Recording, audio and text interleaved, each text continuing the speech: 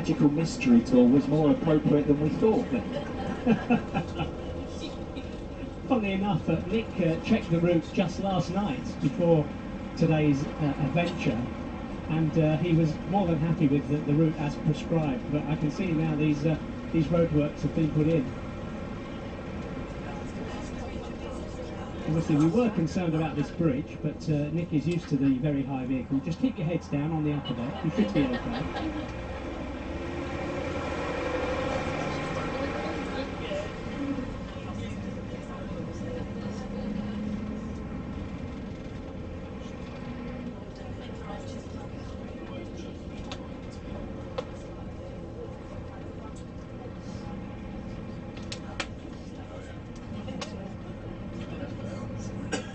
This is the main bus route through to Harwich, which first bus used, so if it is closed, obviously the buses will also be on diversion today.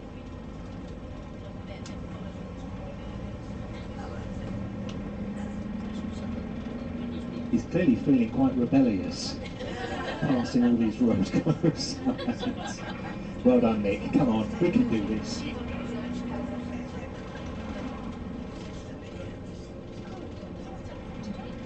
Almost to the point of the high street now, so it'll be an interesting manoeuvre ahead. That's to do with I think the lovely chap with the pilots.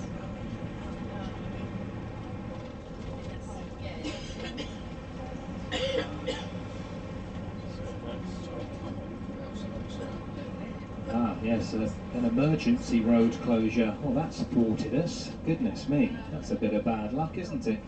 An emergency road closure that has happened today. That's the beautiful Manningtree High Street that we were hoping to travel down, which is completely closed for business. So we're going to have to take a little diversion, and hopefully we'll find a diversion that's suitable for double-decker buses.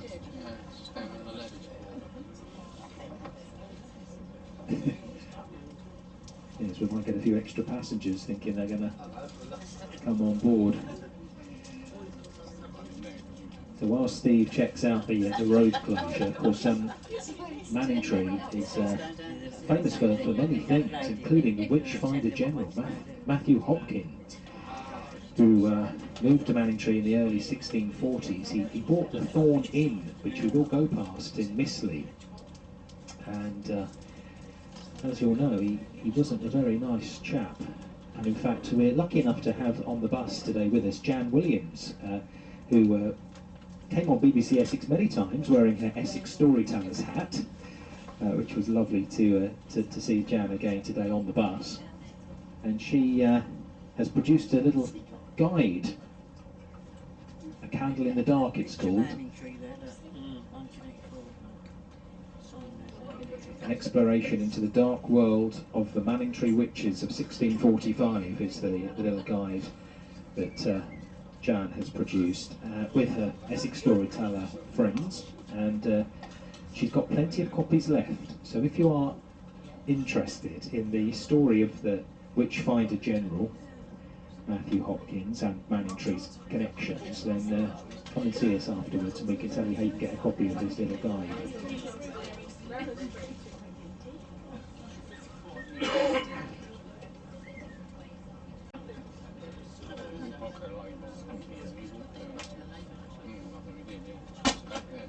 But just while we wait to see where we head from here, we've got a little clip of a BBC Open University programme looking at what really happened to witches 400 years ago. Have a little listen to this. In the 1640s, Manningtree High Street. Nick's instincts were right, I think, to head this way. We've got to go left, apparently.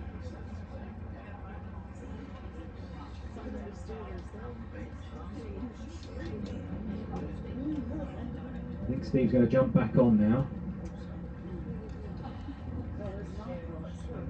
Charging up then.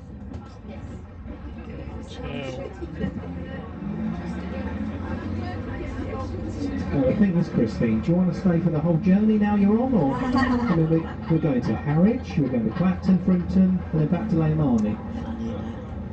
First stop Harwich. Do you want to stay? Oh, we're going to passenger. Get this lady a bottle of water and a double decker.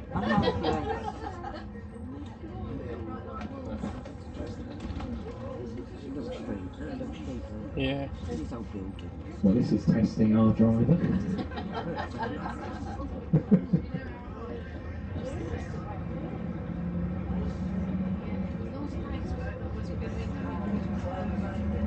So right at the end here, Nick. I know you can't hear us, but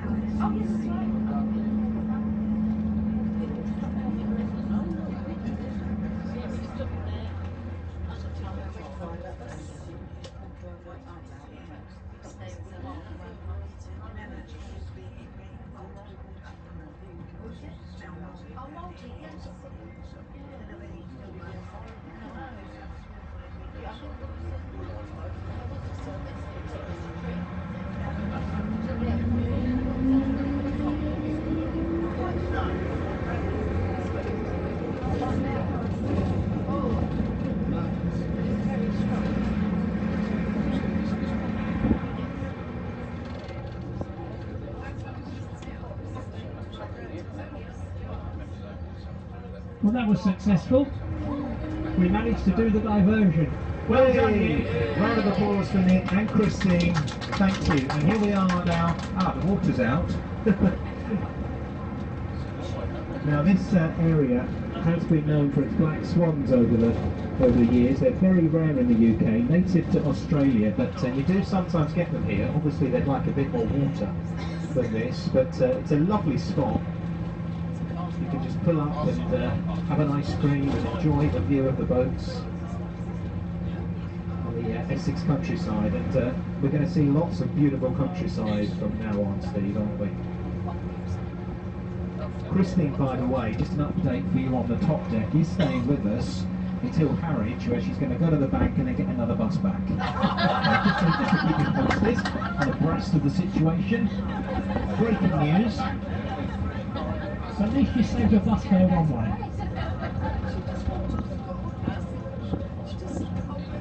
Oh, you're showing me a bus pass now, so it's all Now, you'll see the Mistley Towers here, on your left. an English heritage site. The classical towers, I'm afraid, are the only part of the unconventional Georgian church that remains at Mary the Virgin. It's a rare example of ecclesiastical work by Robert Adam in 1776. There's the Thorn on our right, we've just passed. That's the place that Matthew Hopkins bought when he moved to Manningtree. The Witchfinder General. Yeah, we had that whilst you were running around looking for the way round. And at the railway station as well, on your right. And we remember coming to Mistley many years ago. We did a radio programme from Mistley Place Park, which was a really well-known animal sanctuary. It ran for over 30 years in this area. It sadly closed in 2019, but we've got fond memories of Mistley Place Park and all the animals that they used to take in and look after.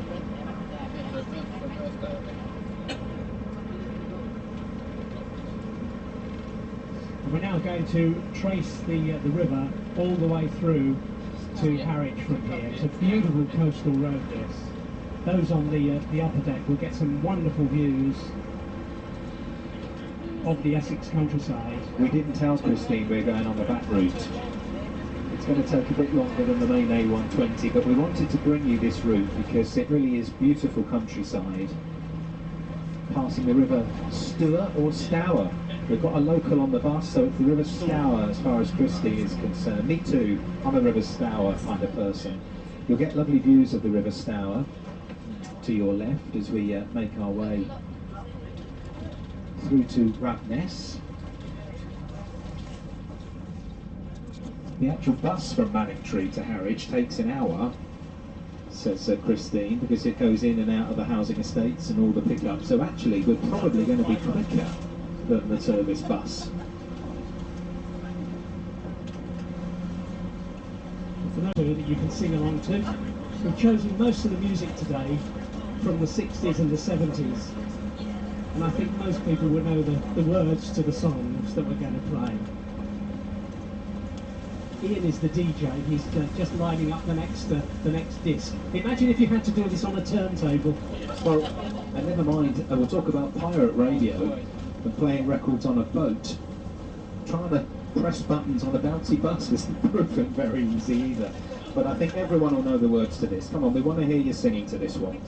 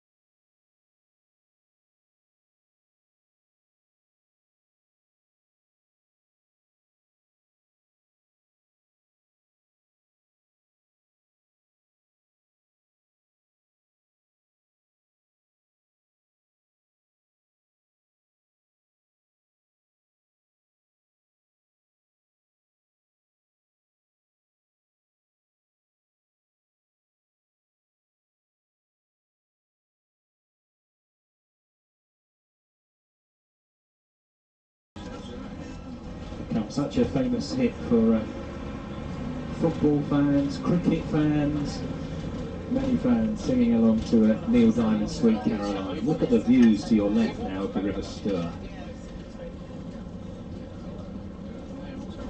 Beautiful. And we're coming in towards Rabness, where there's a very nice RSPB nature reserve, well worth a visit one day if you're in the area. And there's also a very interesting house in this area. From the left of the bus you might just catch a roof tile of it, but it's quite well hidden, and it's Grayson Perry's house. The very famous artist Grayson Perry built a house called A House for Essex. They co-designed it actually. It's an incredible house when you see it. And if you do want to see a closer view and do go on a lovely walk along the banks of the Stour or the Stour, you will see the house clearly from there, and you can join the footpath at Radness Station, which is on your left-hand side as we go through the village. So if you do want to see the house close up and enjoy a beautiful walk from there right the way through, if you like, to Harwich, which is part of the Essex Way.